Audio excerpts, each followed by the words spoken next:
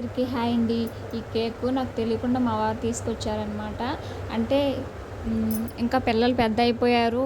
నాకు సెలబ్రేషన్ ఏమి వద్దు అంటే నేను చెప్పాననమాట. డెకరేషన్ అవన్నీ చేసి బర్త్‌డే పార్టీ చేస్తామని చెప్తే నేను వద్దని చెప్పా.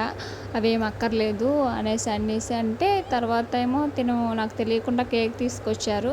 ఇంకా సర్లే అదే నా పేరు పెట్టుకునైనా పిల్లలు తింటారు కదా అనేసి అంటే వాళ్ళకి కేక్ అంటే ఇష్టపడతారు కదా పిల్లలు. అంటే బర్త్‌డే పార్టీ చేయమ్మా అంటే అవన్నీ వద్దు గాని అనుకున్నాను. కాకపోతే తను కేక్ తీసుకొచ్చారు కదా అని కట్ చేసేసాననమాట.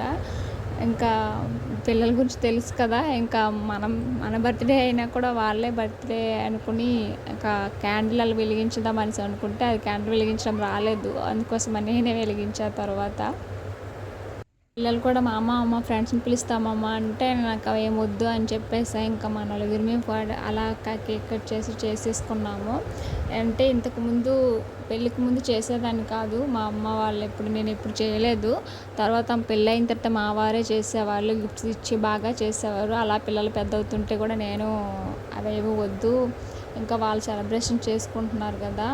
వాళ్ళు చాలనేసి నేను చేసుకోను అని చెప్పాననమాట. అప్పటికప్పుడు కేక్ తెచ్చి కట్ చేసేసాము. అలాగే ఏమి అరేంజ్ చేసుకోలేదు. సింపుల్‌గా అలాగదే చేశా అనమాట. ఏమి అనుకోకుండా అప్పటికప్పటికే అలా బర్త్‌డే పార్టీ అయిపోయింది. నాకు చాలా హ్యాపీగా అనిపించిందండి. ఎందుకంటే ప్రతిసారి బాగా చేసి ఈ సంవత్సరం చేసుకోలేదు అనేసి ఫీల్ ఉండేది. కాకపోతే మా వారు నాకు తెలియకుండా తీసుకురావడం చాలా బాగా అనిపించిందనమాట. అంటే ముందుగానే చెప్పాను కదా నేను వద్దని అని అనుకున్నా. కాకపోతే తీసుకొచ్చారు కాబట్టి హ్యాపీగా అనిపించింది. నచ్చితే లైక్ చేయండి.